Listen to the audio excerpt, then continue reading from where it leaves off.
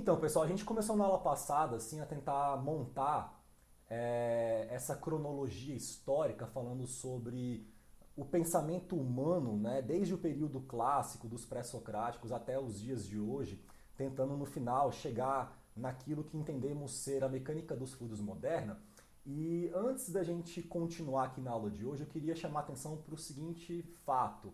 Ah, Talvez o mais importante a respeito dessas duas primeiras aulas, que são aulas mais assim de história da ciência, seja mostrar para vocês como o pensamento humano é mutável.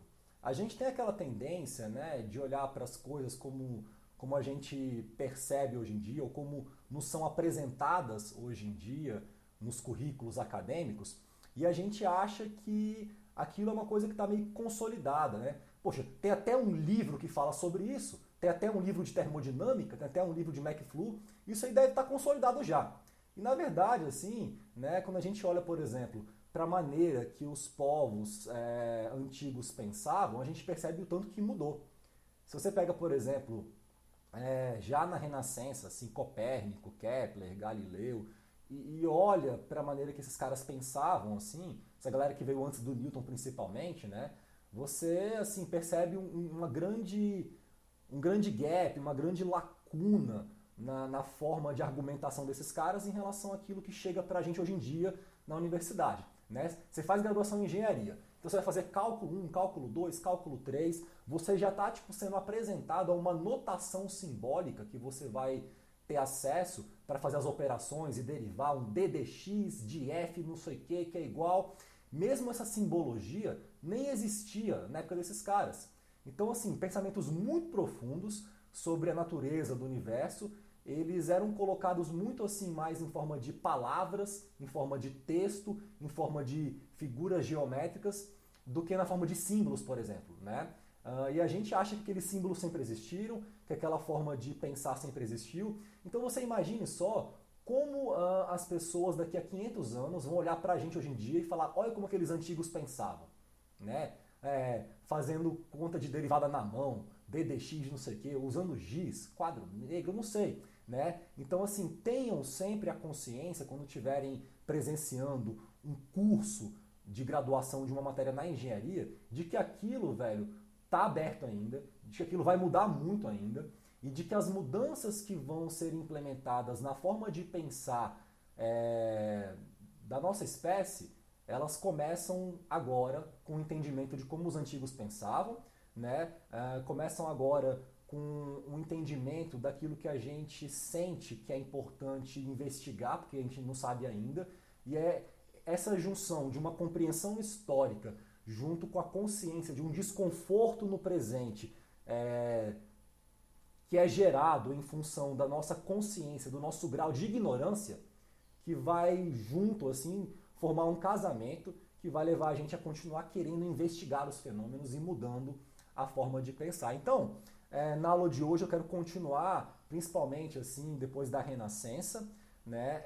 A gente falou na última aula sobre os pré-socráticos, né? Os tataravós dos físicos, as quatro escolas de pensamento filosófico do período clássico pré-socrático, os iônicos, os eleáticos, os pitagóricos, os atomísticos, né? Quatro escolas incríveis, assim, quando você olha para essas escolas, eu não sei, mas para mim, me vem muito assim a impressão de serem quase que quatro doutrinas místicas, porque no fundo não é tão diferente disso, né? Esses caras, eles estavam querendo descrever o mundo natural, mas eles não se separavam da metafísica em nenhum momento. Né? Lembre-se, por exemplo, de Parmênides, né? A escola eleática, a escola do ser. Né? Quando você olha, por exemplo, para Parmênides assim, pô, o cara fala, o que muda é ilusório, o que não muda é real. Eu não quero saber daquilo que é ilusão, eu quero saber da realidade. Então, assim, ele já questionava a própria realidade material. Aquilo que chegava para mim, né, do mundo que eu percebo por meio dos sentidos, será que eu posso confiar nisso?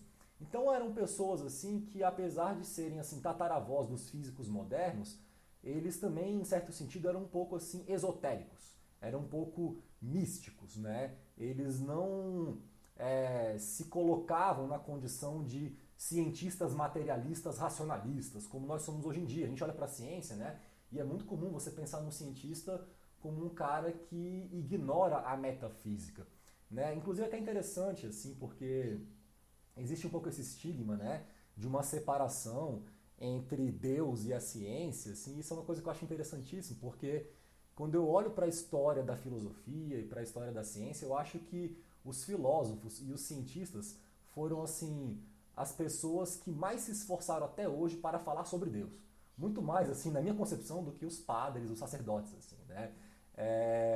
Só que com uma outra linguagem, eu acho que é uma questão de linguagem no final das contas, né? A gente fica muito apegado aquilo que a gente gostaria que fosse a realidade, aquilo que a gente gostaria de sentir do mundo, assim, e a gente começa a separar muito as pessoas e colocar rótulos e caixinhas, e inventa várias religiões, e aqui está a religião, aqui está a ciência, aqui está, sei lá, a música, aqui está a filosofia, aqui está o esporte, quando no fundo, assim, tudo isso são manifestações, assim, dos anseios humanos, né? Então, eu sempre penso nisso, assim, né? Os cientistas, eles estão se esforçando desde sempre para chegar em Deus. A questão é que Deus é difícil de definir, velho. É difícil definir essa palavra, assim, né? Então, dependendo de como você define ela, você pode tanto, assim, usá-la para criar valores morais e fiscalizar e controlar as condutas dos outros, quanto para encantar as pessoas com pensamentos lindos, incríveis e profundos sobre o existir, né? Existir é incrível, cara. A gente se acostuma com isso, né? Mas existir é incrível, assim. Quando você percebe que é incrível existir, velho, não tem como você não ficar maravilhado, encantado e apaixonado, assim, por isso daqui, né? Eu até falo, assim, eu como cientista percebo, assim, que eu sou um profundo admirador do trabalho da inteligência cósmica, porque eu passo a minha vida inteira estudando ela, velho.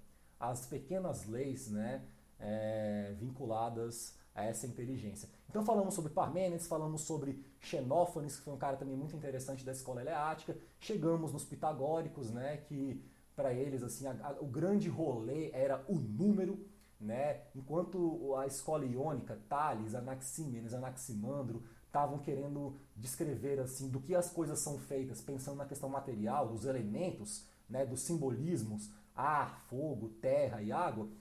Para Pitágoras, a base de tudo era o número, porque com o número você conseguia construir pontos e linhas e figuras planas e figuras sólidas, e aparentemente os objetos do nosso mundo eles têm uma forma, têm um desenho, então são passíveis de serem descritos usando geometria. A gente chega na escola atomística, né? E Demócrito aqui, esse poeta incrível, assim, já teve um insight formidável sobre a existência dessas partículas elementares que ele chamou de átomos, né, simplesmente usando intuição, né, a própria ideia do átomo ela foi ser consolidada já no século XX. Então quem não assistiu a minha live de ontem, né, a gente falou muito sobre isso, sobre a origem do átomo, né, eu entrevistei um convidado que trabalha com simulação de molécula. Então enquanto eu simulo, por exemplo, às vezes um escoamento em torno de uma superfície, que é a coisa mais comum na indústria, né, no contexto de engenharia, esse colega meu simula as moléculas que fazem parte do meu material. Então, o interesse dele, por exemplo, é, simulando moléculas, entender como é que eu consigo quantificar uma propriedade do meio. A gente vai ver mais sobre isso mais para frente, quando a gente for falar da hipótese do contínuo, né? Mas a hipótese do contínuo, que é um axioma básico de construção da mecânica dos fluidos, ela vem da premissa de que a realidade material ela é formada por elementos discretos, subcontínuos, que compõem a matéria, chamado átomos. E o cara que começou a falar sobre isso foi Demócrito, na Grécia Antiga, né? Falou inclusive essa frase, né? Por definição, a cor, por definição, a doce, por definição, a amargo. Tudo é definição, nada disso existe. Mas na realidade o que existe é átomos e espaço, né? Olha que coisa incrível, né? E leis, né, que regem o movimento desses átomos. Eu até brinco, eu falo, velho, eu tenho uma brisa filosófica minha, e eu sou um cara que curto viajar no pensamento bastante, até demais, né? Às vezes me perco um pouco. Eu tenho uma brisa que é o seguinte, velho, eu acredito, ou desconfio, na verdade, de que a consciência ela está espalhada na própria matéria. Assim, eu acho que os átomos têm um nível de consciência, as moléculas têm um outro nível, um pouco maior. Os tecidos, né, as células orgânicas têm outro nível, os tecidos um outro nível, né? Eu acho que o rim tem uma consciência, ele faz parte de um todo, ele interage com outros membros dentro do corpo para formar uma máquina orgânica que tem um princípio de funcionamento. Assim. O elétron ele não está livre para fazer o que ele quer. Ele vai girar em torno do núcleo, do átomo, seguindo leis, né, programadas por uma inteligência cósmica. E eu, formado por um conjunto de átomos com consciência de si próprio, também tenho meu nível de consciência. E uma árvore tem um nível de consciência. E o meu cachorro tem um nível de consciência. Porque para mim essa questão está na própria matéria. Né? Então eu sinto que essa frase do Demócrito assim, ela é muito profunda. Né? Na realidade mesmo, há átomos e espaço. Eu colocaria uma coisa a mais. Eu colocaria átomos, espaço e leis. Porque existem leis que regem como essas coisas se movimentam. E eu falo isso como um cientista. Né? Em seguida a gente falou sobre Sócrates, Platão e Aristóteles, esse trio muito incrível de pessoas que começaram a questionar de maneira um pouco mais profunda o próprio processo epistemológico. Né? O que é epistemologia? A epistemologia é uma área da filosofia que investiga como eu posso confiar naquilo que eu descubro. Né? Como eu posso confiar naquilo que eu acho que conheço. Como se produz conhecimento? O que é conhecimento? Como diferenciar conhecimento de opinião? Opinião a gente pode falar o que a gente quiser. Você abre a boca e fala o que você quiser. Todo mundo. Né? Isso é conhecimento? Né? Como é que eu posso confiar naquilo que eu produzo mesmo? Então esses caras começaram a falar sobre epistemologia, sobre dialética, também falaram sobre a natureza assim, da matéria, como a gente vai ver daqui a pouquinho. Né? Em seguida a gente apresentou assim, essa divisão das áreas do conhecimento, que é uma visão aristotélica de olhar para o mundo e separar as coisas em caixinhas. Aqui eu tenho a física, a matemática, aqui eu tenho a geografia, aqui eu tenho a psicologia. Né? Em seguida eu comento que na Idade Média muito pouco progresso científico foi feito na maneira que a gente entende a ciência hoje em dia. Né? Eu até tomo um pouco de cuidado para falar sobre isso, assim, porque a grande verdade é que não é porque a gente não teve grandes progressos científicos na Idade Média que a gente não teve grandes pensadores. Né? Isso é uma coisa que é importante a gente assim, destacar aqui. Houveram grandes pensadores incríveis, inclusive muitos deles ligados à igreja, né? Santo Agostinho, São Tomás de Aquino, assim, né? Tem uma passagem em São Tomás de Aquino que eu acho muito interessante, assim, sobre o tempo. Né? Um dos maiores enroscos da filosofia é falar sobre o tempo, é definir o tempo. O que é o tempo? É muito difícil falar sobre isso. Né? E aqui eu gostaria de contar uma historinha rápida. Assim, o Aristóteles, né, ele entendia o tempo de uma maneira muito racionalista. Ele pensava o seguinte: bom, imagina que eu tenho aqui uma régua e a régua ela mede espaço, então ela mede distâncias. Né? Num dado instante de tempo, dois pontos do espaço podem coexistir. Eu tenho aqui o marcador do 2 e o do 10. Dois marcadores de posições diferentes, num dado tempo coexistindo. Agora, para o tempo a coisa é um pouco diferente. Dois instantes de tempo não podem coexistir. O instante, por definição, é absolutamente solitário. Ele não tem companhia, está sozinho. E o tempo flui, o tempo passa. Então, a física aristotélica sobre o tempo falava o seguinte: para o tempo passar, se eu tenho um instante aqui, ele vai ter que deixar de ser instante para passar, e algo que ainda não é instante tem que passar a ocupar seu lugar. Então, há uma troca, um revezamento sucessivo entre instantes e futuros instantes, vamos colocar assim. Agora, para algo que ainda não é instante passar a ser um instante, ele tem que se encontrar com o atual instante, aniquilar ele, ocupar seu lugar. Era assim que ele pensava. Né? E, bom, eu não posso aniquilar algo que está em outro instante em relação à minha pessoa. Para eu matar alguém, vamos colocar assim, eu tenho que estar junto com essa pessoa no mesmo instante. Então, ele falava, em algum momento, um instante tem que coincidir com o atual instante para matá-lo, para que esse atual instante deixe de ser instante e aquele futuro instante passe a ser o instante atual. Né? Era a visão de Aristóteles sobre o tempo, e ele falava, isso é um paradoxo, porque se um instante é solitário, como dois instantes podem coexistir para que um substitua o outro? Então ele falava, o tempo é um paradoxo. E aí você fala, caralho, velho, como é que eu resolvo essa treta, velho? Né? Isso ficou em aberto na filosofia durante muito tempo. O Kant, muito tempo depois, assim, na Crítica da Razão Pura, ele dá uma resposta que eu acho incrível para essa questão. Ele fala o seguinte, ele fala, bom, na verdade, velho, O tempo, ele não existe, como a gente acha que existe de forma absoluta. O tempo é um recurso. Ele é um recurso para a razão, para que ela explique as coisas. Então a nossa mente, a nossa ferramenta de pensar no mundo, ela tem algumas propriedades. Ela precisa de uma cronologia para descrever os eventos. Então ela conta para você que uma maçã caiu, falando o seguinte: tinha uma árvore ali e tinha uma maçã. Ela definiu já um instante, o passado. De repente, a maçã vai e se desprende da folha. E ela começa a cair. Então ela vai usando o tempo como um recurso para explicar as coisas. A gente entende as coisas em termos de histórias, de cronologias. Então o Kant falava, perguntar para o homem sobre o tempo é como perguntar as horas para um ponteiro de um relógio. A gente está preso no tempo. A gente usa o tempo para pensar. Não tem como falar sobre o tempo. E aí tem um filósofo medieval que eu acho incrível, que é São Tomás de Aquino, que tem um diálogo, Cartas para Deus, em que ele fala assim: Deus, o que é o tempo? Né? E nesse diálogo, né, simulado, ele fala, Deus responde: eu sei o que é o tempo, sei exatamente o que é, mas quando você me pergunta, eu não sei. Porque é uma questão, velho, de pergunta e resposta, de um tempo como um recurso para você explicar as coisas. Olha que pensamento sofisticado, incrível, de um filósofo vinculado à igreja na Idade Média, sobre o tempo.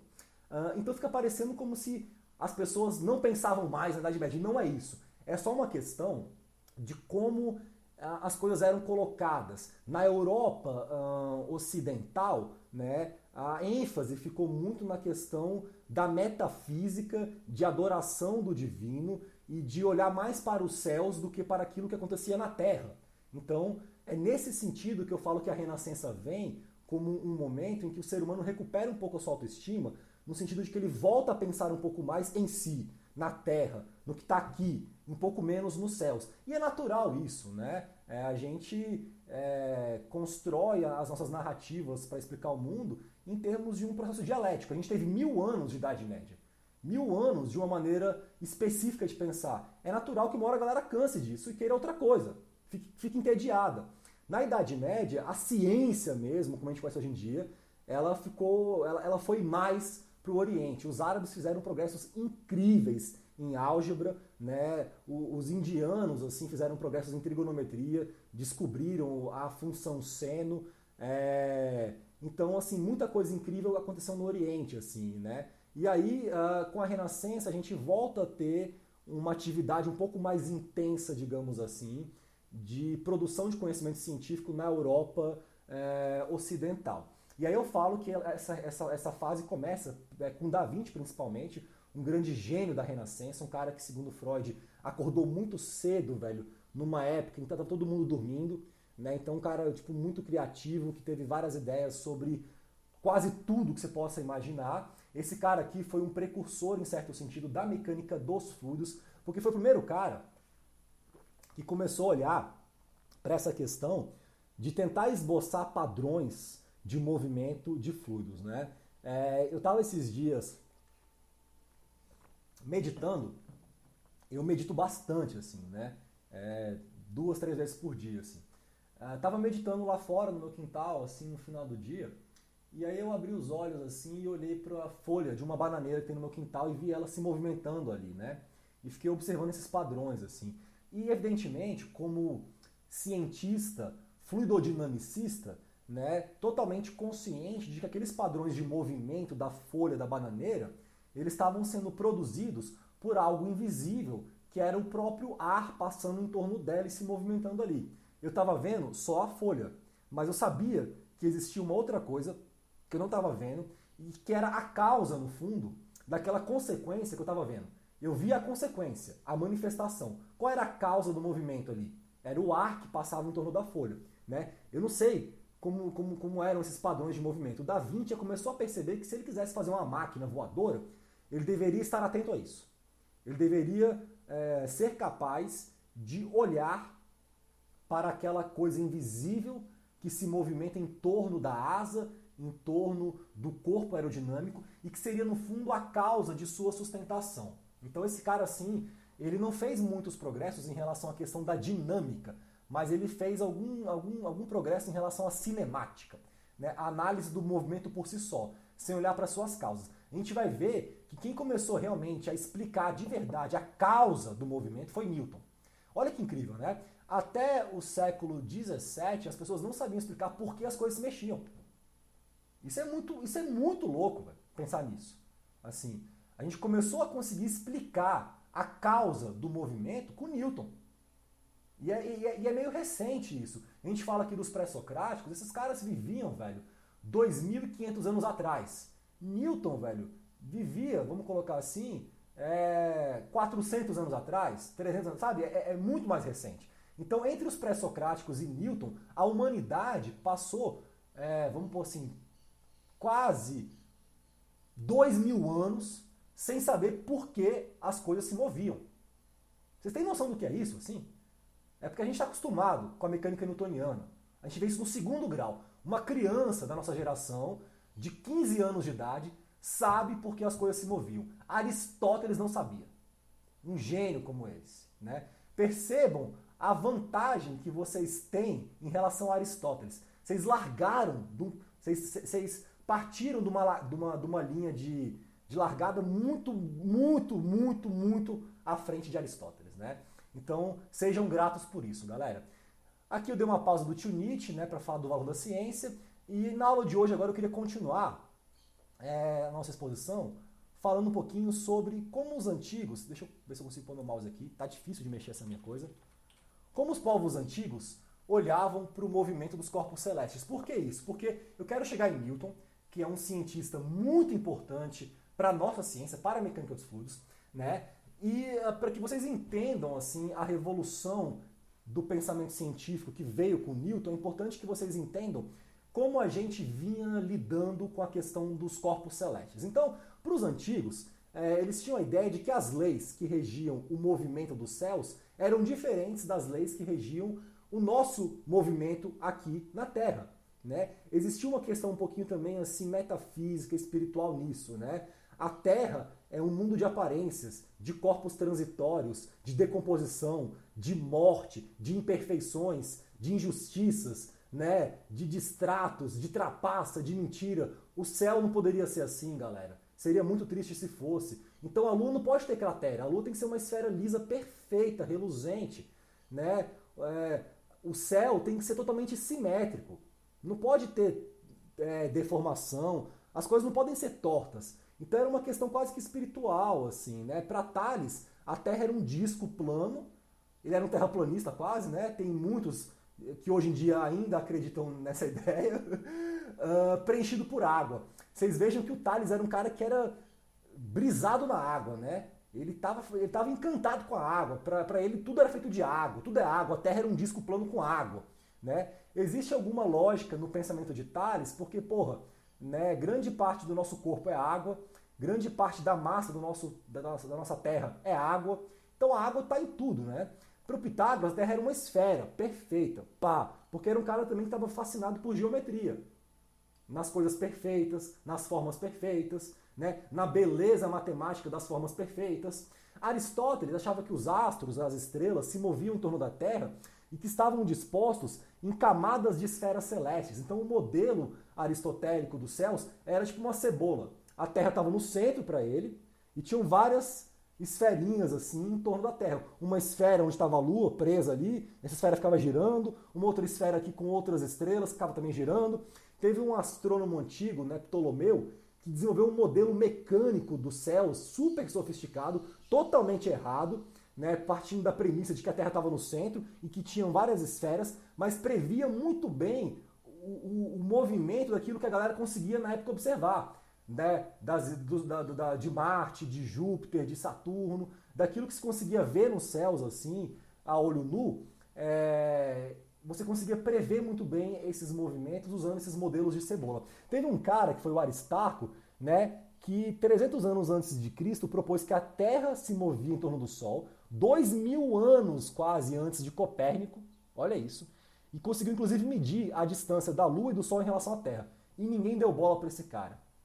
Ele falou, porra, talvez porque ele tinha essa cara de doidão aqui, segurando uma bola de cristal, barba grande, parecia um cara muito louco, usava uma capa, sei lá. A galera não deu muita moral para ele, não. O Aristóteles era um cara que tinha muito mais moral na época. Ele estava certo, o Aristarco, e a galera falou Foda-se, Aristarco, não me interessa a sua ideia, velho. E ninguém deu bola. Aí vem a Renascença. Diga. O senhor tá mostrando algum slide? Eu tô mostrando vários slides, vocês não estão vendo, não? Não. Não, então esse aqui tá errado. Deixa eu... Tá, mas é bom que foi uma recapitulação, assim, então agora não vai ter muito prejuízo, não. Pô, que bom que você me avisou disso, velho. Cara, é muita coisinha pra mexer. Tem que projetar aqui, tem que pôr pra gravar. Eu tô que falo e passo slide aqui, super empolgado. Galera, pelo amor de Deus, me interrompam, por favor, tá? Agora estão vendo os slides, né? A vantagem é que, assim, vocês não perderam muita coisa, porque os slides que eu vinha mostrando foram os mesmos da última aula. Então, assim, agora sim a gente tem um slide novo. Deixa eu só colocar aqui, porque vocês não viram, né? Bom, aqui foi o slide que eu acabei de falar, né? O Aristarco era esse cara aqui, parecendo um profeta muito louco, né? Que falou que a Terra, na verdade, girava em torno do Sol, enfim, antes do Copérnico. Então, o único slide novo, já objeto da aula de hoje, que foi mostrado e que não tinha sido ainda projetado para vocês, foi esse, tá? Desculpa, pessoal. Ai, ai, ai. Bom, na Renascença, a gente tem uma outra forma de enxergar o movimento dos corpos celestes. Então, a coisa começa com Copérnico, né? Eu coloquei aqui as datas que esses caras viveram, assim. Veja que já é muito posterior aos antigos, né, aos pré-socráticos. O Copérnico, o que ele faz? Ele abraça esse modelo heliocêntrico. Então ele fala, na verdade, galera, é o seguinte, velho. A gente está girando em torno do Sol, velho. Não é o Sol que gira em torno da Terra. Porque, claro, é natural quando você olha para os céus e você percebe que, pô, tem dia, tem noite, você acha que está tudo girando em torno de você. É natural, assim, é normal, é intuitivo, é esperado, assim que seja assim, né? A questão assim, é que o universo não está muito preocupado com você, assim, com a sua perspectiva das coisas. Você é um pedaço muito pequenininho do universo. Apesar de, evidentemente, existir sim uma preocupação do universo contigo, porque você existe. Então, e você é único. E dois corpos não podem ocupar um mesmo ponto do espaço num dado instante de tempo. Então a perspectiva que cada um de vocês tem em relação à existência, ela é singular. Então, assim, isso mostra o tamanho do respeito que a natureza tem por vocês, né? Ela tem um respeito enorme por nós, assim. Mas, numa escala cosmológica, não importa muito. A gente é muito pequeno, mas muito pequeno mesmo, assim, né? E é natural que quando a gente olha para os céus, a gente acha que tudo gira em torno da gente, porque é a nossa perspectiva. Na Renascença, o Copérnico começa a abraçar o modelo heliocêntrico, no qual as coisas giram em torno do Sol, no nosso sistema solar, né, e consegue prever já essas órbitas planetárias com alguma precisão. Repare que essa galera, assim, eles não conseguiam ainda explicar por que as coisas se mexiam. Então eram, assim, eram cientistas cinemáticos. Eles tentavam explicar o movimento, descrever o movimento, entender as leis que descrevem movimento e não suas causas.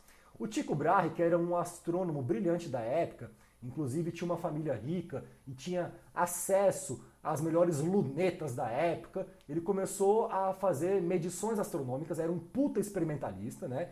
Enquanto treinava o Kepler, que era o assistente dele nas medições.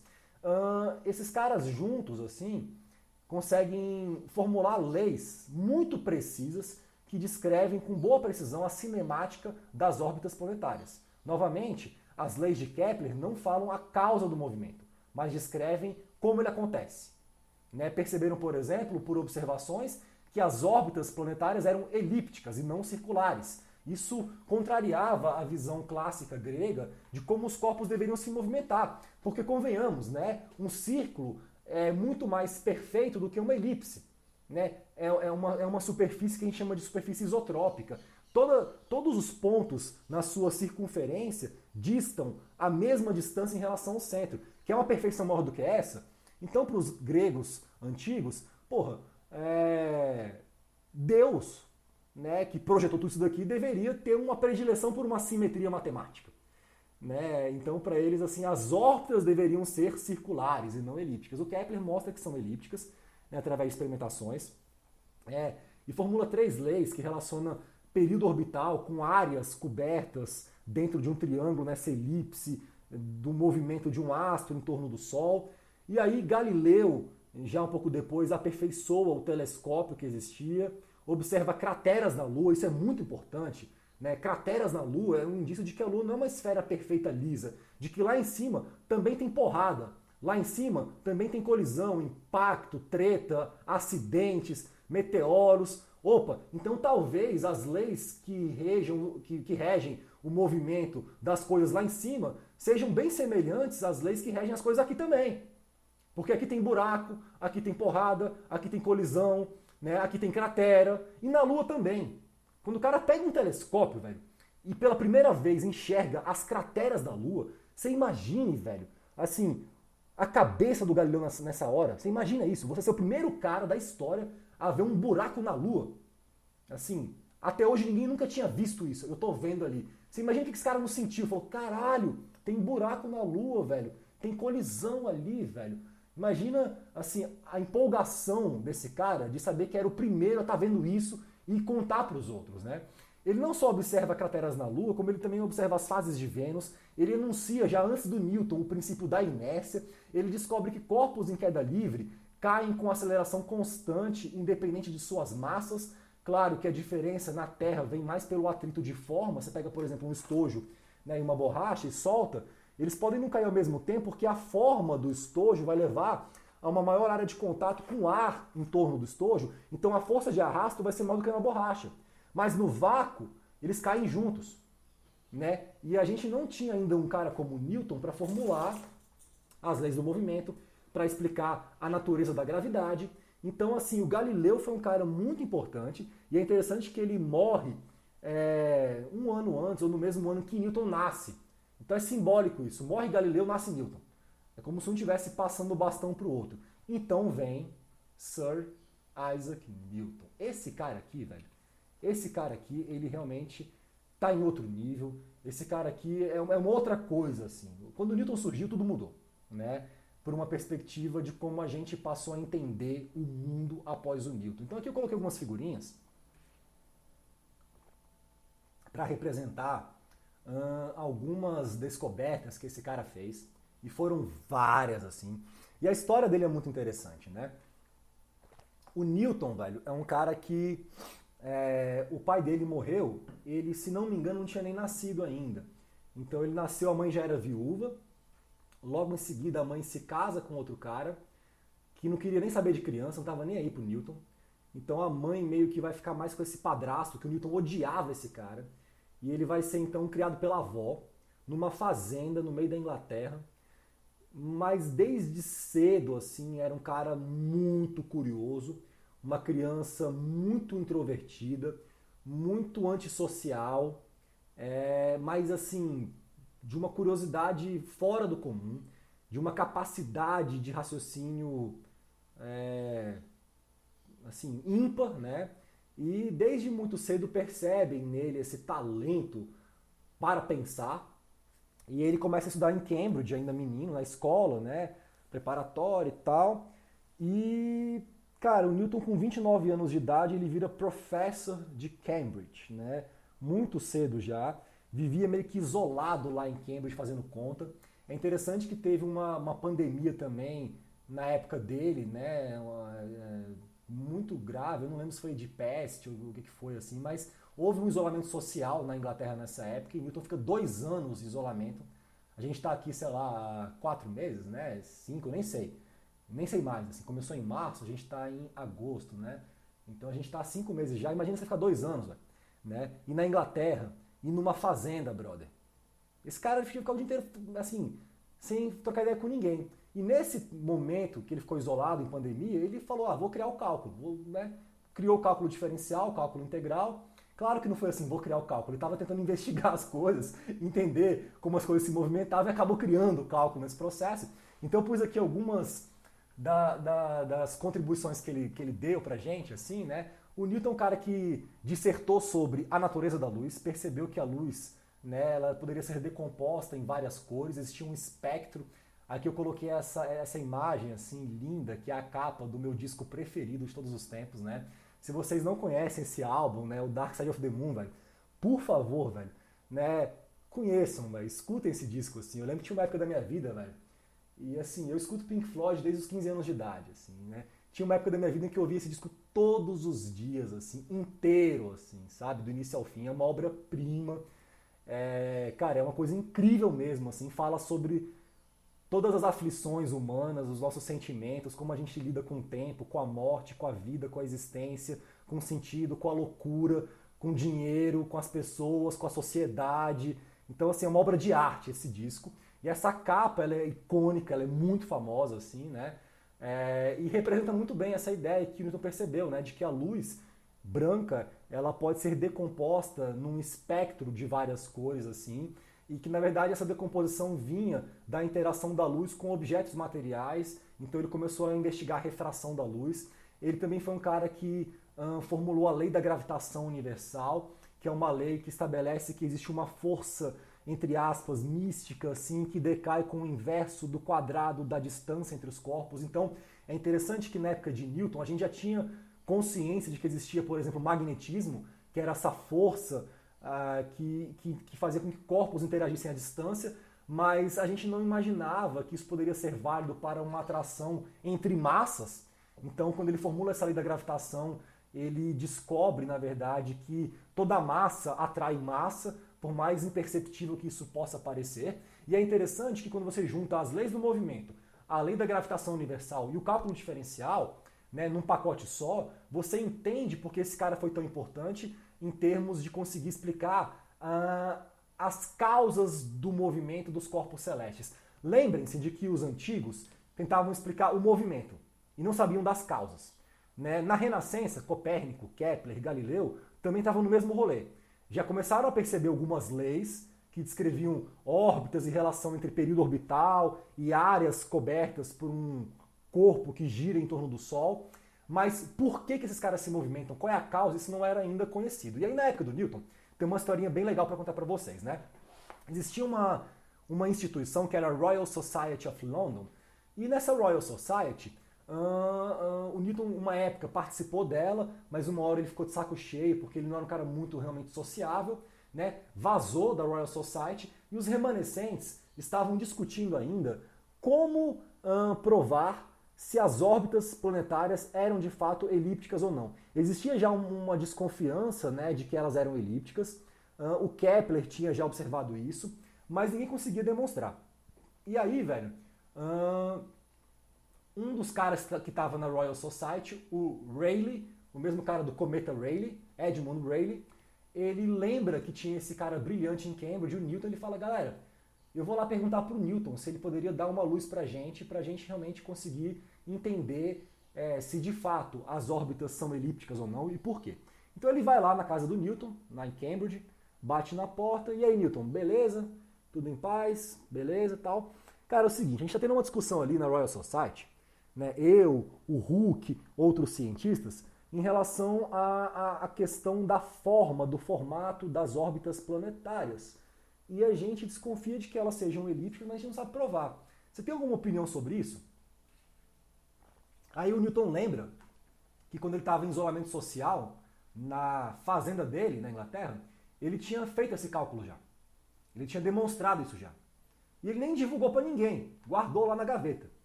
E aí ele fala pro Rayleigh assim: Rayleigh, elas são elípticas e eu já calculei, já provei já. Né? Mas eu não lembro agora onde estão os meus papéis, eu não sei onde está esse cálculo. Você me dá uns 10 dias aí, para eu poder achar esses papéis e tal, que eu te mostro. Aí, beleza, ele vai embora, o Rayleigh. Então pega esses papéis, ele organiza esses papéis, e ele escreve um tratado, assim, eu não lembro o nome, mas alguma coisa do tipo, sobre o movimento dos corpos planetários, não sei. E mostra isso pro Rayleigh. O Rayleigh pega esse tratado e fala: Newton do céu, velho. Quanta ideia revolucionária aqui, velho. Porque nesse tratado tinha a lei da gravitação universal, tinham as leis do movimento, tinha o cálculo diferencial e tinha uma demonstração matemática, né, de que se essas leis que Newton está propondo fossem verdadeiras, as órbitas seriam elípticas.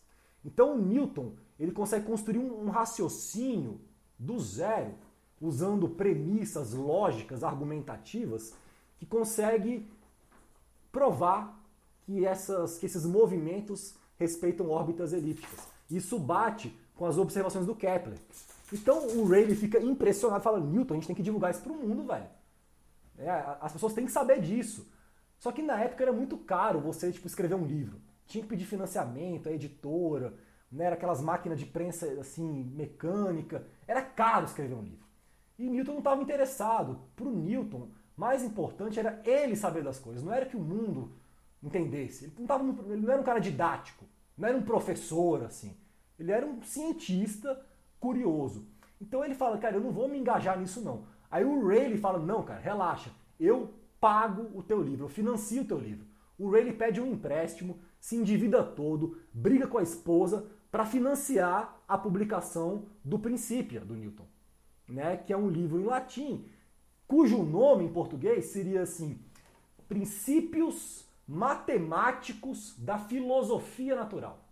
Então olha que interessante, não tinha ainda esse nome, eu sou um físico. Newton era um filósofo natural, assim como os pré-socráticos, né? A gente não tinha essa ideia. A física moderna, que deriva da mecânica newtoniana, ela, em certo sentido, não era chamada de física na época de Newton, era filosofia natural. Mas ele coloca no livro dele os princípios matemáticos. Então ele começa a pegar aquela ideia de Pitágoras, de que a matemática deveria ser muito importante na descrição, né, daquilo que a gente observa no nosso mundo, das leis naturais, e ele junta isso com filosofia e escreve um livro revolucionário que muda a nossa forma de entender o mundo, né?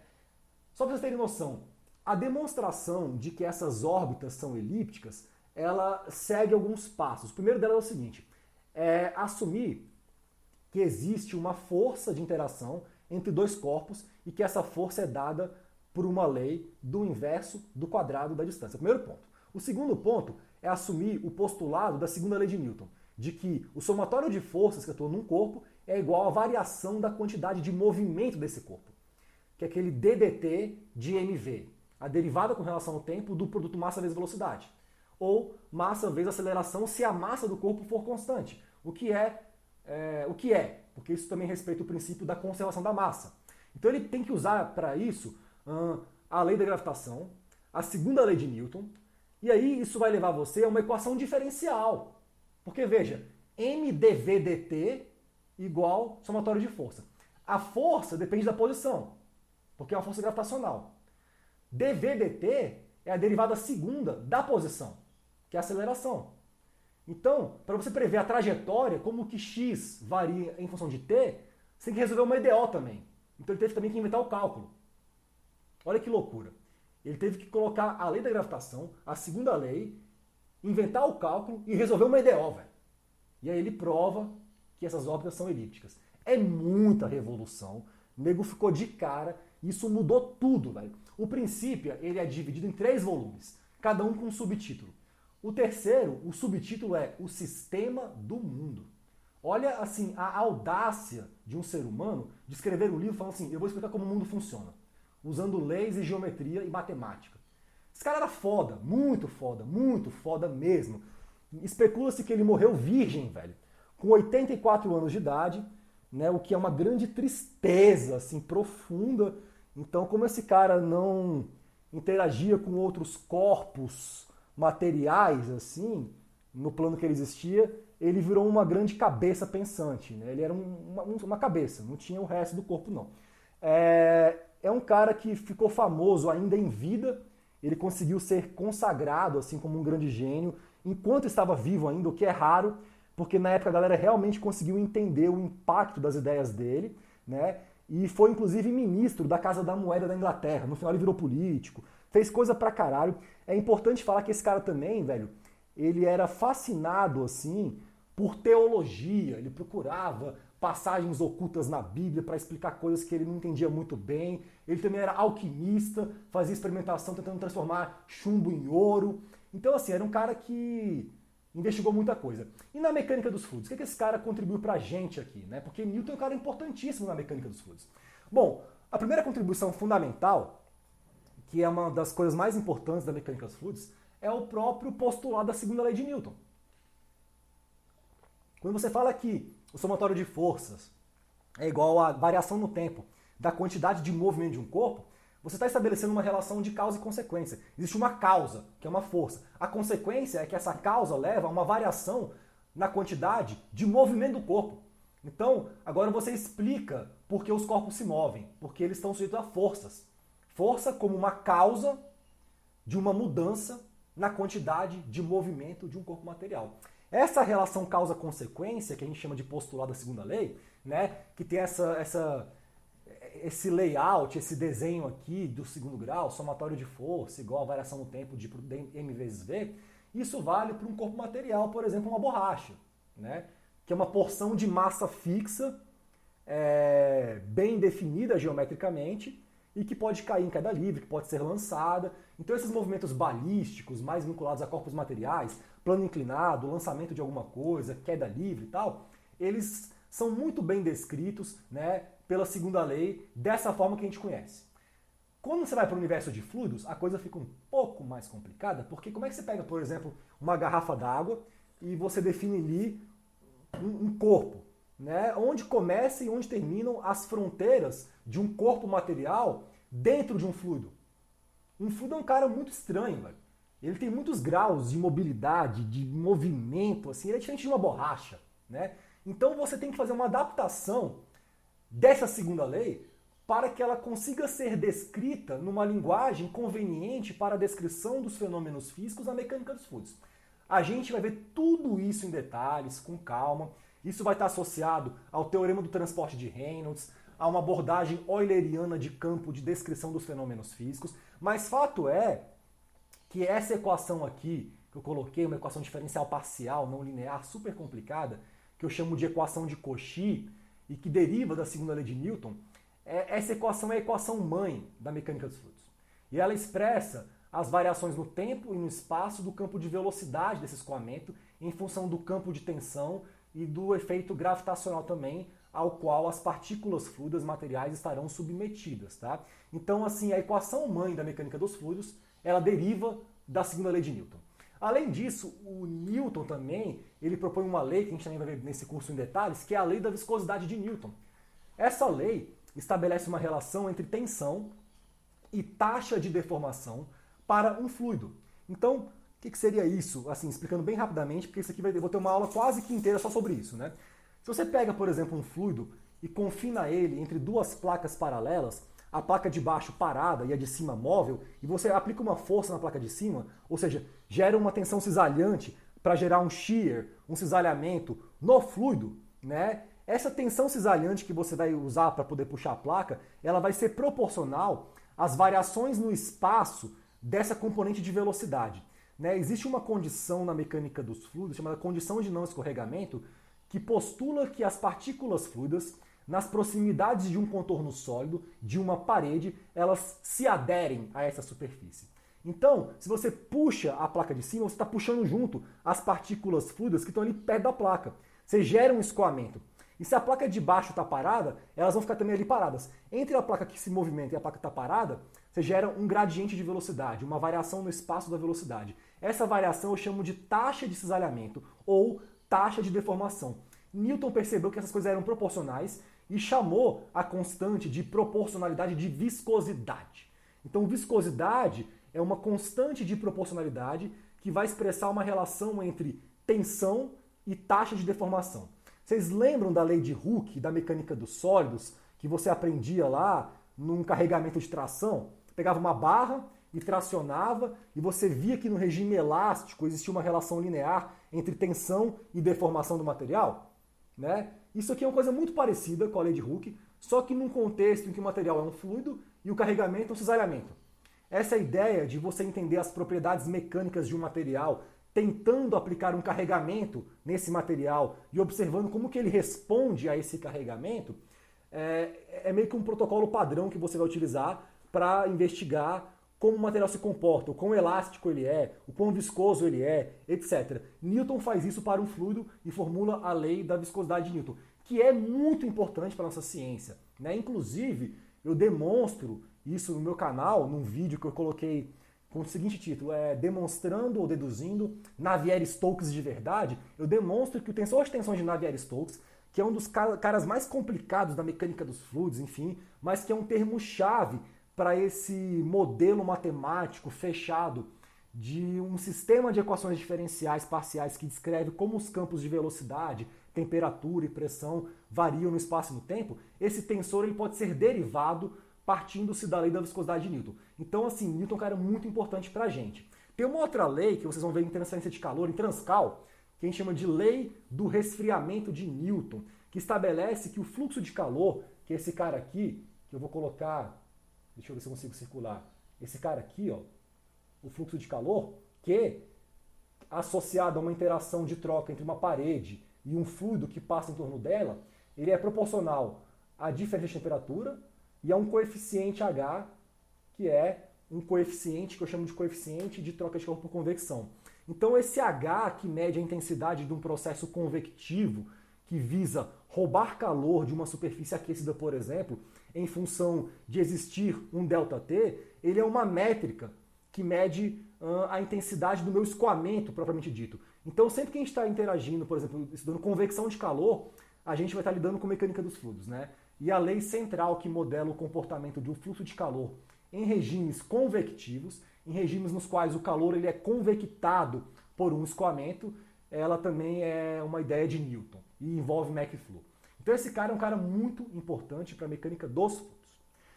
Após Newton, a gente tem alguns personagens históricos também bem interessantes, que a gente vai falar sobre eles aqui nesse curso. Professor, Diga.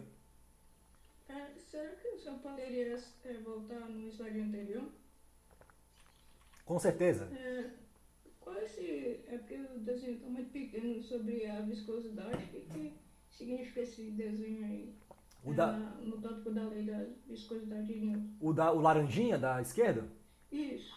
É só um desenho simbólico para representar que diferentes materiais com diferentes viscosidades, eles vão estar sujeitos, né, a diferentes maneiras de se movimentarem, de escoarem. Então você pega, por exemplo, mel e água, você pega uma colher de água e uma colher de mel e você taca as duas para baixo, você observa que o mel ele se adere mais à superfície, ele demora mais tempo para se desprender, porque ele tem uma viscosidade diferenciada. Então é só um desenho simbólico para representar essa diferença de comportamento observável, né, que você consegue notar quando você compara um fluido mais viscoso com um fluido menos viscoso e como isso está relacionado a essa propriedade que eu chamo de viscosidade.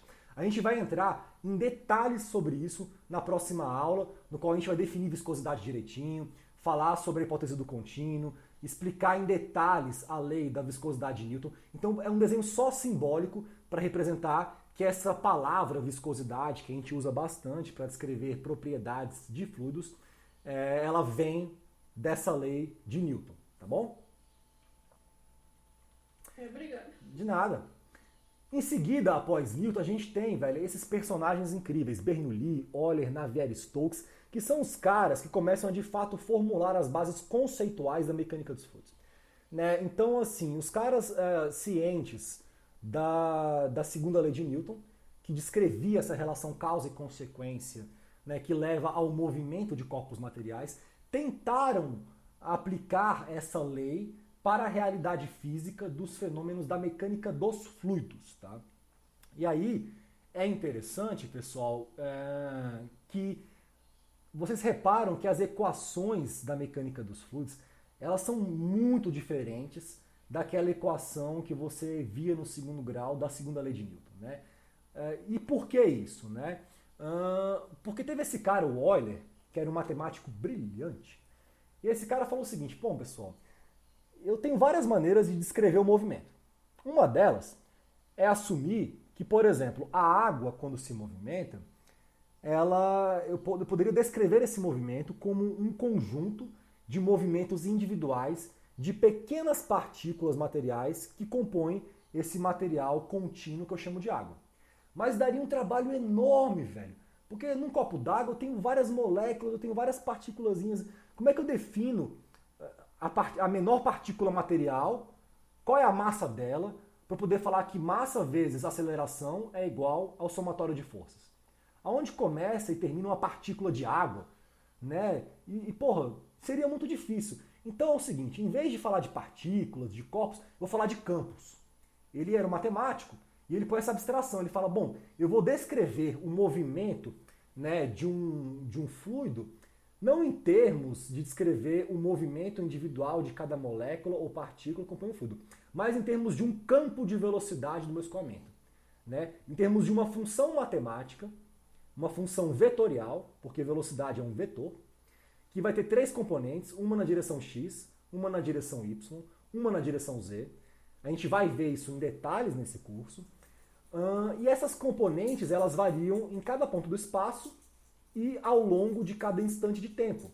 Então, será que eu não conseguiria pegar uma única equação diferencial que descrevesse não o fluido, mas o campo de velocidade desse escoamento?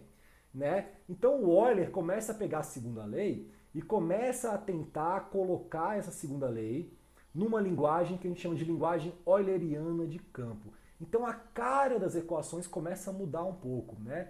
Um pouco meio que na mesma época, esses caras são contemporâneos, o Bernoulli é um cara que consegue também pegar e estabelecer relações algébricas entre dependências funcionais de pressão, velocidade e altura, seguindo inclusive princípios de conservação de energia, para investigar como que essas grandezas se relacionam no escoamento.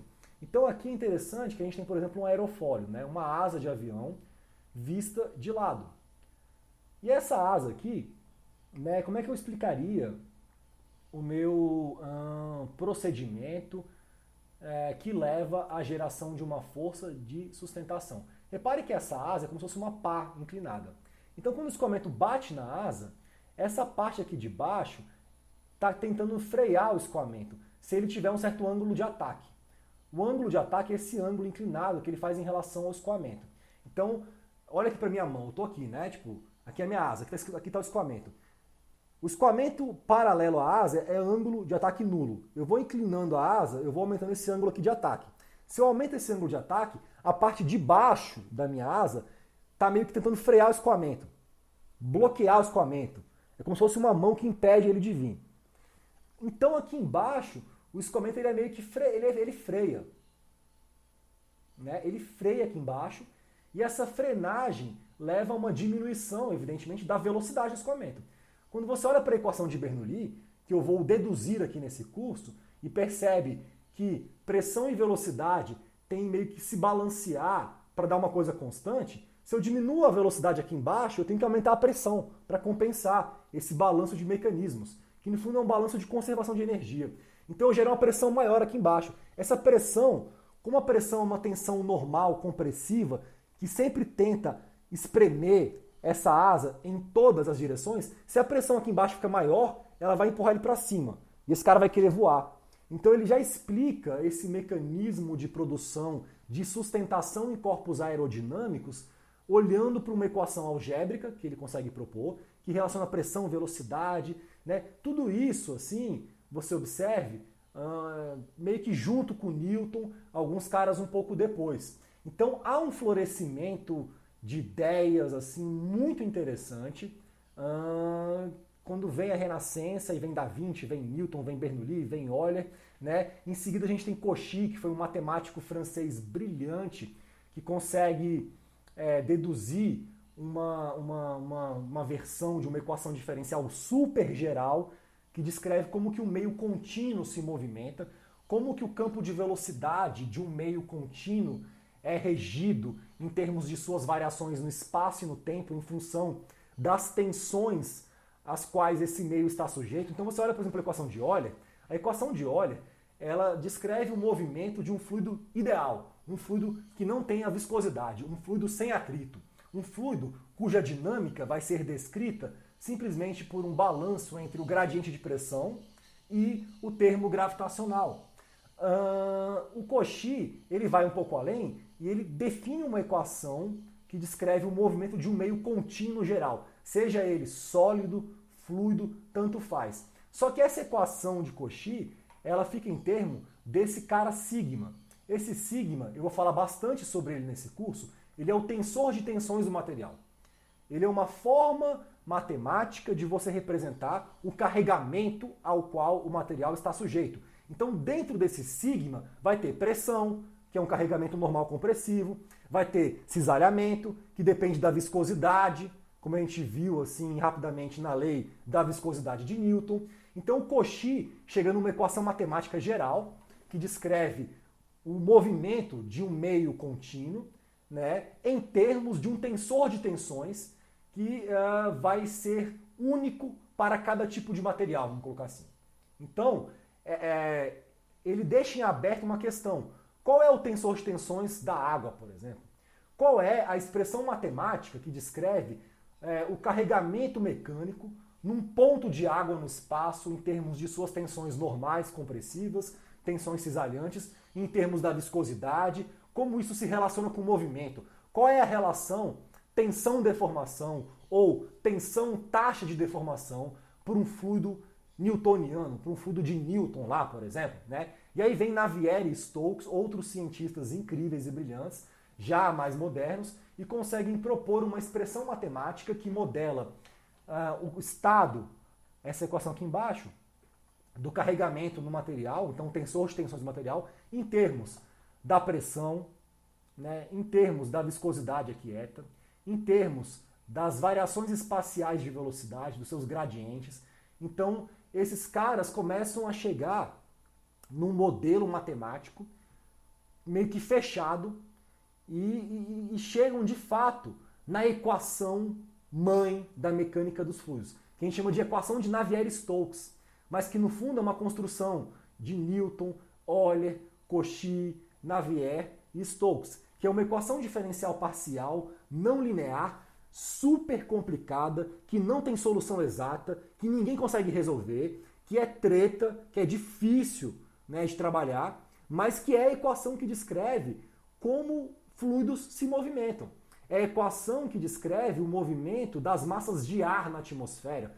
É a equação que descreve o movimento dos oceanos. É a equação que descreve o movimento do sangue dentro do teu coração, velho. É a equação que descreve como o ar se movimenta nos alvéolos do seu pulmão. É a equação que descreve como o petróleo anda dentro de uma rocha, né? É a equação de Navier-Stokes. Só que é uma equação que não tem solução. E aí o que você faz, velho? Porra, tanto trabalho pra nada, eu tô há um tempão tentando explicar movimento, cinemática, dinâmica, as causas, já tenho as leis, a lei de Newton, já entendi como a coisa acontece e chego numa equação matemática que é muito difícil de resolver. Eu não consigo resolver. Então, a partir desse momento, os cientistas da mecânica dos fluidos percebem o seguinte: bom, para eu fazer algum progresso, eu vou ter que fazer algumas hipóteses simplificativas e vou ter, assim, que tentar restringir a minha análise a problemas mais simples.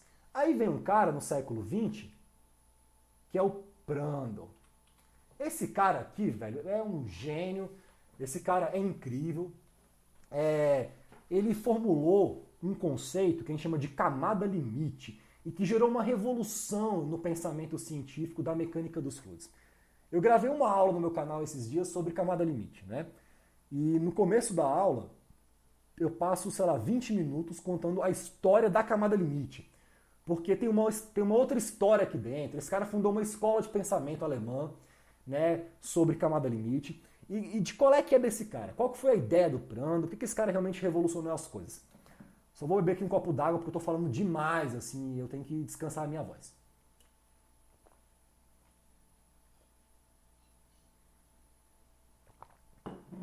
Bom, até a época do Prandtl, as pessoas sabiam já da equação de Navier-Stokes, sabiam qual seria a equação que eles deveriam resolver para entender como os campos de pressão e velocidade iriam se relacionar e variar ao longo do espaço e do tempo no escoamento.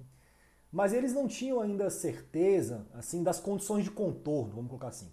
Então eles não sabiam muito bem o que acontecia num escoamento perto de uma parede. Né? As partículas travam na parede. A hipótese de não escorregamento ela já era assim aceita para escoamentos lentos. Então assim, o mel andando na colher, assumir que as partículas de mel se aderem à colher é razoável. Eu até assim, quando eu pego uma colher de mel e ponho no mel e solto assim e observo, eu percebo que o mel fica ali meio grudado na superfície. Então assumir a hipótese de não escorregamento, que é a hipótese de que o fluido adquire a velocidade da superfície sólida era razoável, era bem aceito para escoamentos lentos.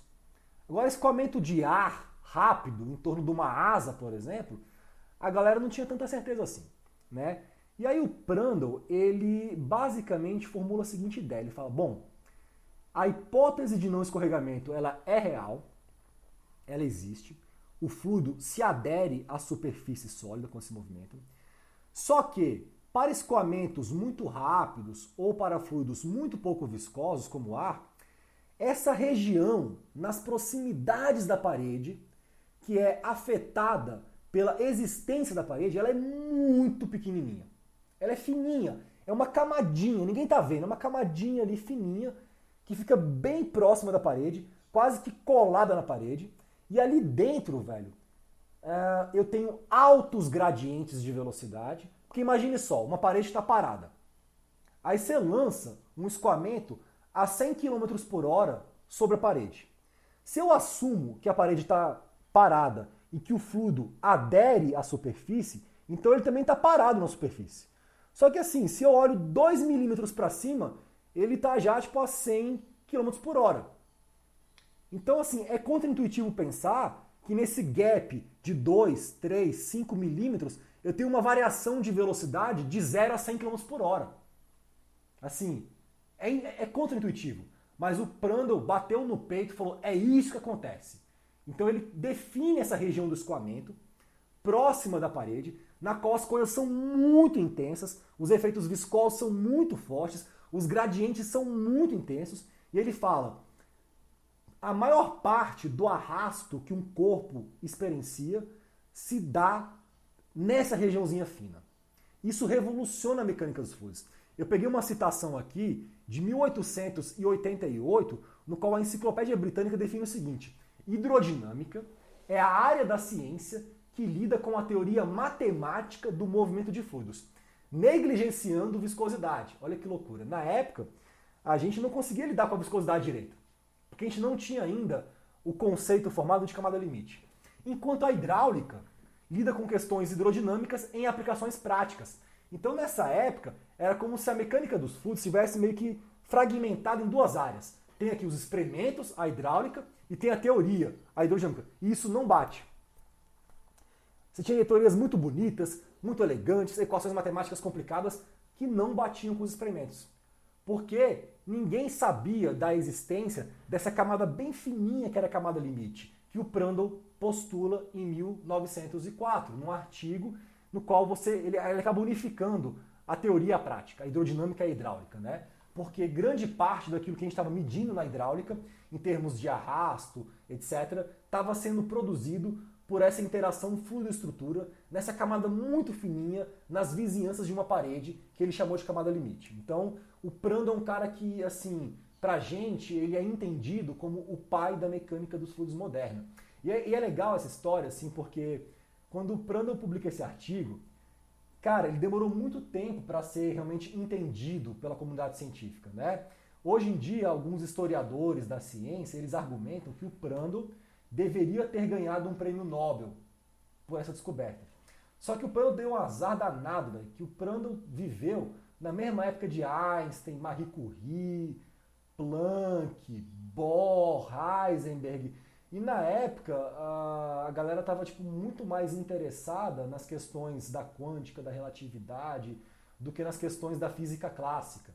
Então, assim, argumentam que, inclusive, esses foram os motivos pelos quais ele não conseguiu ser reconhecido nessa época pela sua descoberta, né? E ele funda toda uma escola de pensamento, que é uma escola alemã, para investigar a camada limite, para investigar os detalhes do escoamento nas proximidades de uma parede sólida, para investigar tensão cisalhante, fluxo de calor, troca de massa e esses fenômenos físicos intensos que aconteciam nessa interação fluido-estrutura nas vizinhanças de uma parede sólida.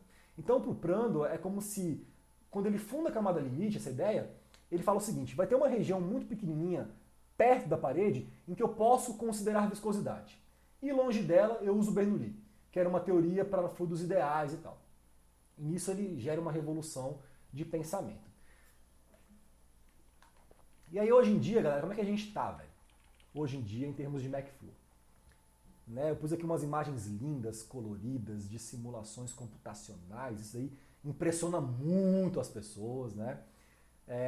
E eu queria falar algumas coisinhas sobre essas imagens, sobre a evolução, assim, o momento atual, né, da mecânica dos fluidos.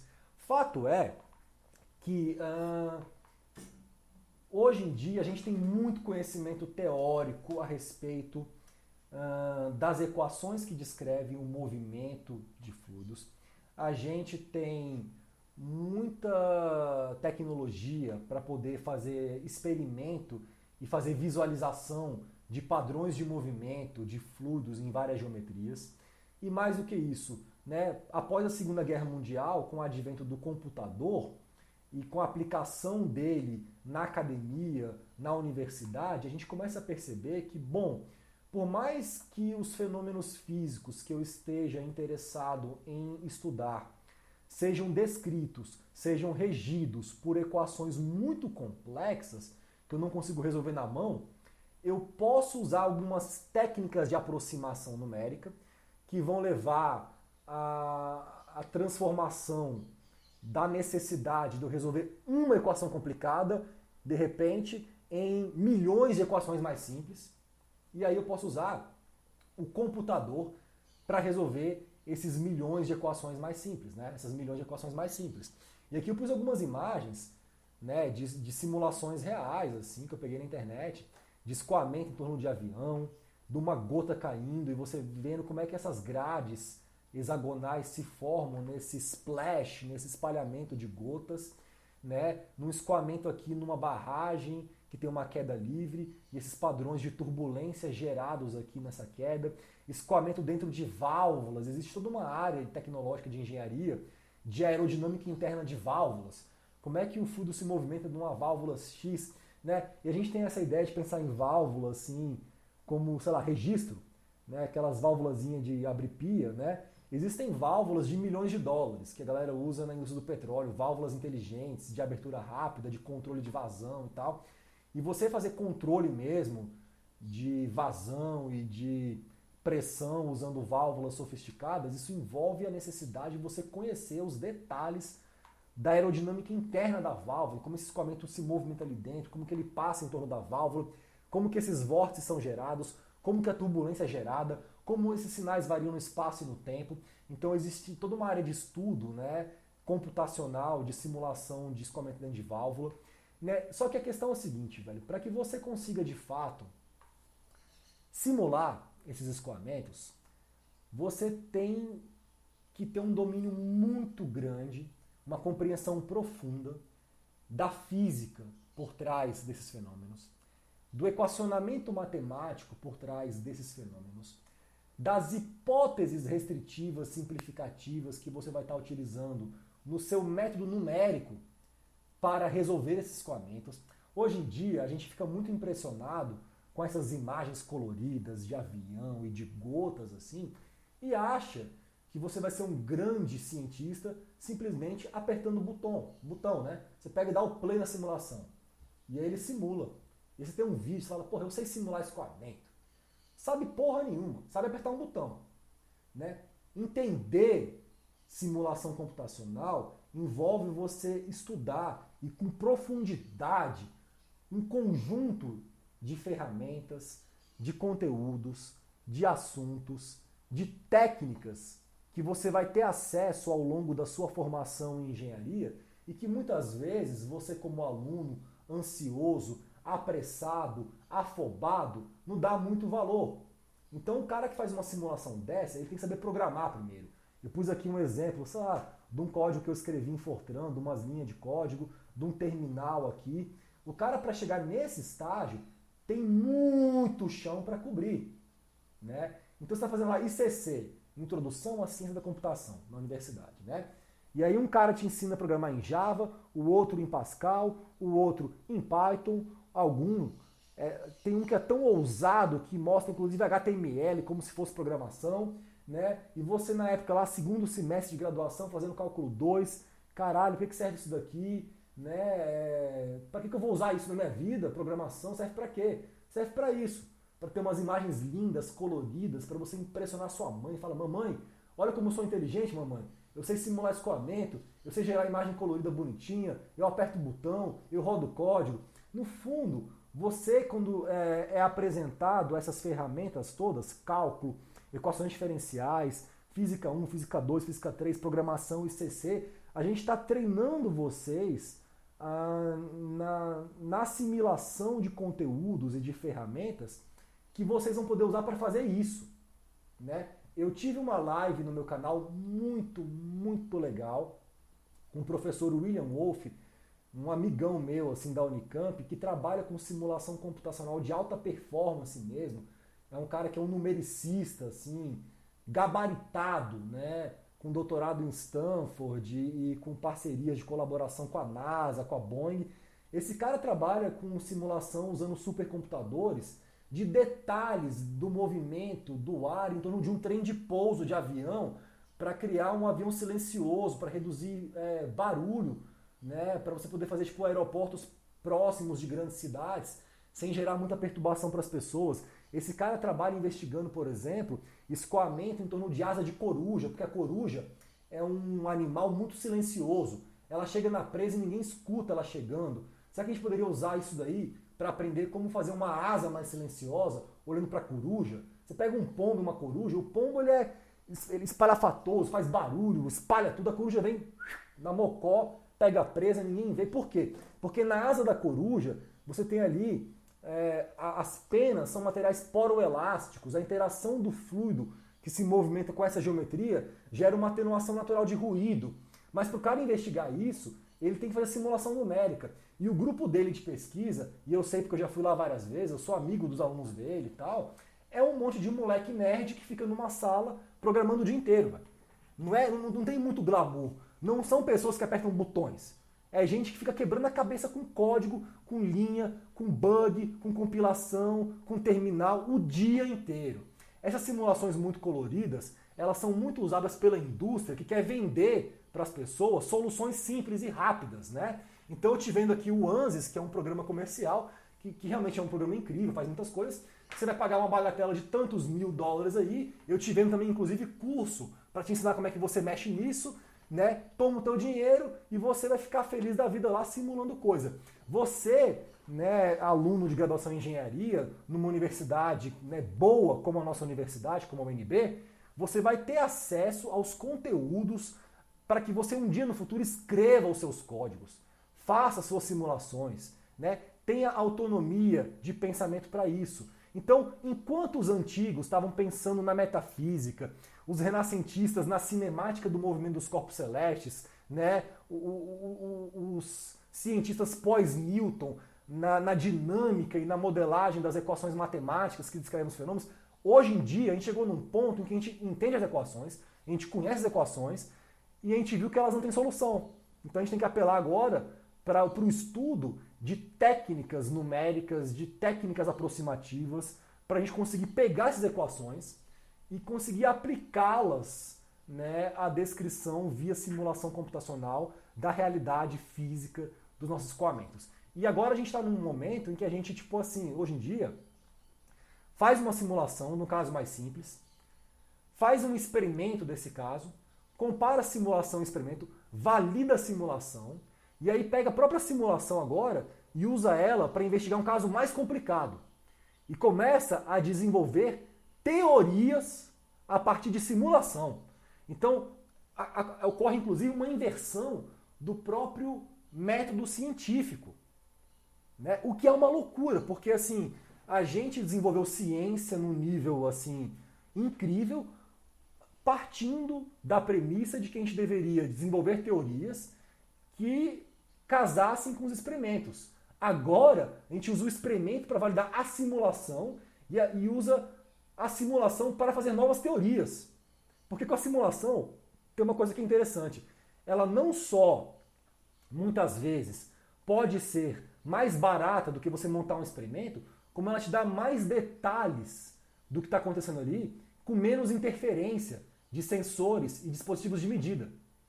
Então, assim, muitos filósofos da ciência moderna, que nem seriam filósofos, muitos cientistas modernos, né, eles argumentam que muitas vezes uma simulação ela é mais precisa do que o experimento. porque eu não tenho a interferência do meu sensor ali. Né? É claro, isso é uma coisa discutível, isso depende do problema, da física, da cara das equações, do método numérico de aproximação dessas soluções, mas chegamos nesse nível, pessoal, de refinamento na mecânica dos fluidos, velho. E aí, né, para encerrar a aula de hoje, né, e o futuro, velho? O que vai ser daqui para frente, né? Hoje em dia a galera fala em computação quântica, em novas formas de você processar dados, né? O que vai acontecer, né? A gente fala em redes neurais, treinamento de banco de dados, inteligência artificial. Né? Hoje em dia a gente ainda programa os nossos códigos. Existe um programador que é humano, né? Que tenta entender as coisas. Né? E no futuro, será que a gente vai escrever códigos que se programam sozinhos para descobrir as coisas? Né? Aquelas questões que a gente achava absurdas de ficção científica, né? De que vamos ser dominados por máquinas, assim, não estão tão distantes. Olha para a sua vida hoje em dia. Quantas vezes por dia você olha para o telefone celular? Né? Quantas vezes por dia o telefone celular ele rege o que você sente, te gera alegria e tristeza, o que você encontra nele. Né? O seu psicológico hoje em dia ele é dependente de uma tecnologia que a gente criou. Né? Então essa ideia de que seremos dominados por máquinas não está diferente não. Já repararam que quando você está fuçando o teu Instagram, você recebe sugestões de coisas que você está precisando mesmo? Como é que alguém sabe disso? Como o meu Instagram sabe que eu tenho problema de coluna e me sugere um travesseiro melhor para comprar? Né? Como que ele sabe que eu gosto de rock e me sugere, sei lá, uma guitarra à promoção e tal? A gente está sendo monitorado, né? Existem enormes quantidades de dados sobre cada um de nós sendo atualmente processados, visando, evidentemente, atender às pressões comerciais de um sistema maluco, esquizofrênico que a gente vive, que quer oferecer soluções para problemas que ainda nem existem, né, e que nem são problemas ainda, tentando mais ou menos controlar o conteúdo que a gente tem acesso, aquilo que a gente vê. Né? Eu tenho muita preocupação com isso, assim, né? Eu tenho muita fé no ser humano, né? Muito amor pelo ser humano e muita preocupação com os destinos que o ser humano está traçando para si quando ele começa a se colocar nessa condição, véio, de escravo de uma ferramenta que ele criou. Né? E eu falo isso para vocês assim porque vocês são a nova geração. Né? Vocês vão ser responsáveis, em certo sentido, por validar isso ou por mudar isso. Né? Mas para que vocês tenham autonomia crítica, criativa, como engenheiros, como cientistas, para mudar o mundo mesmo, porque, galera, é o seguinte, velho, o objetivo da vida não é ganhar dinheiro, velho. Não é. Tá? O dinheiro é um meio que visa uma finalidade. Se você acha que o dinheiro é o fim, você enlouqueceu. Você tá louco, brother. O dinheiro é um meio, né? Qual que é o objetivo da vida no sentido humano? É mudar o mundo, é transformar a realidade, tentar gerar espaços reais de maior harmonia entre as pessoas, né? Soluções tecnológicas que gerem mais bem-estar. A engenharia é uma profissão linda, velho. Linda. Você vai estudar matemática, física, né, programação. Pra quê, velho? Pra ser um cara que sabe ler norma NR10? Pra tua empresa não ser processada se pegar fogo um prédio? É pra isso mesmo que você tá aqui, velho? Ou é pra você, tipo assim, ter acesso a várias ferramentas e ser um cara, assim, suficientemente capaz pra usar essas ferramentas pra mudar o mundo, né, pra melhorar a vida das pessoas, para propor novas maneiras de locomoção, de tratamento de água, para cuidar do planeta, da nossa casa, né? Eu acredito na segunda hipótese. A gente está aqui para mudar as coisas, né, velho? Tem um poeta que eu amo, um músico, é o Belchior. Né? O Belchior falava, né? Amar e mudar as coisas me interessa mais. Né? E a gente pode olhar para a teoria, a gente pode olhar para o conhecimento, mas sempre tendo a consciência de que tudo isso é ferramenta, de que nós somos os marceneiros e não o martelo, tá? Então é com essa provocação que eu encerro a aula de hoje. Eu vou parar aqui minha gravação.